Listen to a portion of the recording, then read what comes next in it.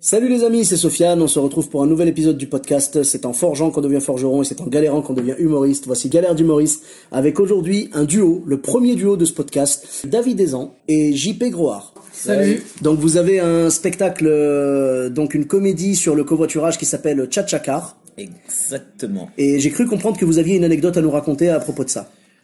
Ouais, on a une anecdote très sympathique. Ça s'est passé à Saint-Étienne, donc on était plutôt contents parce qu'on nous annonce un bon remplissage. Donc c'était combien, David? Je sais pas, mais on avait une belle salle, on va dire. Et on a commencé à jouer. On trouvait que les retours n'étaient pas super en termes de rire. Donc nous, on fait le taf, on continue. On se dit, c'est pas notre soir. Et puis, en fait, en sortant, je te laisse finir l'anecdote. En fait, en sortant, on se rend compte que c'était un groupe D'étrangers ou d'ambassadeurs, voilà, c'était que des étrangers. Que des étudiants, des futurs ambassadeurs. Donc il y avait des Russes, des Camerounais. Et donc ils comprenaient très peu le français. Ils comprenaient rien du tout, quoi. Donc, carrément. on a joué 1 heure devant une bonne partie de la salle où c'était des non-français, non-francophones. Il y avait aussi des francophones genre sénégalais, donc lui il comprenait. Mais après on avait vraiment des Russes, Vietnamiens, on avait quoi Tu peux te remettre en question dans ce genre de soir-là, tu vois. Ouais, mais en fait on a compris au milieu du spectacle, pendant le spectacle, on a compris qu'ils étaient pas d'ici, quoi, et qu'ils comprenaient rien du tout au spectacle, quoi. Du coup, il y avait vraiment que les vannes visuelles qui pouvaient passer. Exactement. Ça va qu'on fait pas mal de visuels, mais sinon, donc il y avait les vannes visuelles qui ont marché. Et à la fin, on a bien compris quand ils sont sortis qu'ils avaient pas passé forcément un très bon moment. D'accord. Mais bon, c'est pas grave. C'était cool. Ils ont payé leur place, donc voilà. Je suis pas sûr pour la note et la critique sur Billet Réduc, ils ont pas dû... Oh non, on l'a pas dit de toute manière, vu comment on a eu mal au cœur pendant tout le spectacle. Dans ce cas-là, tu le dis pas. On a rien dit du tout. Vous avez une page Billet Réduc? Non, j'en ai pas. J'ai rien du tout. Vos noms, Non, pas de c'est nom bon. de scène, rien du C'est tout. bon. Voilà, Laissez-nous rentrer. Bon, après, c'est là où tu vois, en fait, même devant des gens qui comprennent réellement le français, si un spectacle marche pas, si des vannes marchent pas, si t'arrives à rester professionnel ou pas. Tu vois, si t'arrives à rester dans ton personnage, vraiment faire ton truc et tout, c'est là où tu vois. Ça fait mal à l'intérieur, mais faut pas que ça se voit à l'extérieur. Ah ouais, là ça faisait bien mal à l'intérieur. Là je peux te le dire, Sofiane, ça faisait très très mal à l'intérieur, quoi. Je comprends et je compatis, hein, j'ai déjà vécu ça aussi. Et On a fait le taf, quoi. Mais bravo à vous, c'est ça les professionnels. Pour le coup, c'est pas du plaisir, c'est boulot. C'est ça. Mais bon, au moins après, tu peux que kiffer la suite quand ça se passe bien. Exactement. T'apprécies d'autant mieux. Toi, David, tu as un spectacle.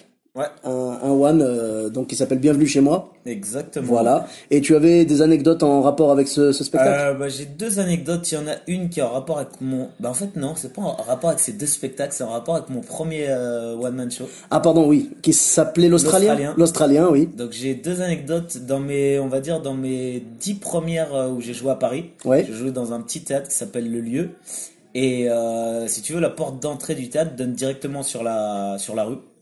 Et pendant que je jouais, j'entendais ça taper sur la porte, etc. Et en fait, il y a une bagarre qui a commencé à se faire juste devant le théâtre. Donc ça se tapait contre la porte. Et là, mon régisseur, pendant le spectacle, au bout de, 30 minutes, qui se lève et qui me dit attends, stop le spectacle, je vais voir. Il est parti voir. On a entendu encore plus de bruit, de coups. Il est rentré. Non, il s'est pas fait défoncer. Il est rentré. Il fait oh là là, c'était violent. Allez, vas-y, tu peux redémarrer. Donc voilà. Moi, je me suis retrouvé à... T'étais dans les bonnes conditions. Ouais, sachant que c'était dans mes 10 premières, j'étais pas très à l'aise. Donc je me suis retrouvé pendant la minute où il est sorti dehors pour essayer de régler la bagarre. J'étais sur scène avec mes spectateurs devant moi. Je ne sais pas quoi dire ou quoi faire, mais c'était marrant. D'accord. Voilà. Et donc tu avais une autre anecdote? Eh ben... Pareil, encore une fois, c'était vraiment dans mes tout débuts où j'allais jouer un peu n'importe où. Je suis parti jouer à Metz. C'était un... Comment doivent le prendre les gens de Metz, là? Parce que je partais jouer un peu n'importe où, j'étais à Metz. Alors, on va dire, dans l'endroit où j'ai joué à Metz, c'était dans un bar. Donc, pas de souci. J'ai joué dans un bar, il y avait une cave. Voilà, il y avait avec une toute petite scène, un spot, mais ça allait très bien. Je suis venu jouer 2 fois là-bas. La première fois, tout se passe bien. Et la deuxième fois, moi, je fais le spectacle, ça se passe bien. C'était pas ouf, mais... Et on boit des coups et à 1h30 le gars qui gère la salle vient me voir, il me fait au fait on n'a pas pu te réserver d'hôtel ni d'auberge de jeunesse, va falloir que tu dormes ici. Donc je lui dis voilà, je me dis c'est cool, il est 1h30 du mat, il me fait une blague, je lui dis ouais c'est marrant. Et puis il me dit non tu vas devoir dormir ici. Je lui dis mais attends mais t'es sérieux parce que ça me fait pas rire. Et si, et il est reparti dans la cave, il a été chercher une couette. Donc il sortait une couette, pas de housse de couette, rien du tout. Et il m'a dit tiens, et il m'a fait voir le canapé qu'il y avait dans le bar. Ouais. Et j'ai donc dormi au milieu du bar tout seul avec ma petite couette. Et voilà. Et du coup, je suis plus jamais revenu. Ça faisait le mec alcoolo qui voulait rester sur place, tu vois. Bah, j'avais pas le choix en fait. Oh là là. Et le lendemain, je suis parti avec mon sac à la gare de Metz. J'ai croisé tous les punks à chiens, tout ça. Voilà. J'aurais peut-être mieux dormi dehors au milieu d'un berger avec un berger allemand collé à moi, mais voilà. Ouais, tu vois, c'est le genre de galère qui peuvent arriver qu'à nous, quoi. Ouais, c'est clair. Eh ben écoute, merci beaucoup. Merci à JP également. Voilà. Ouais.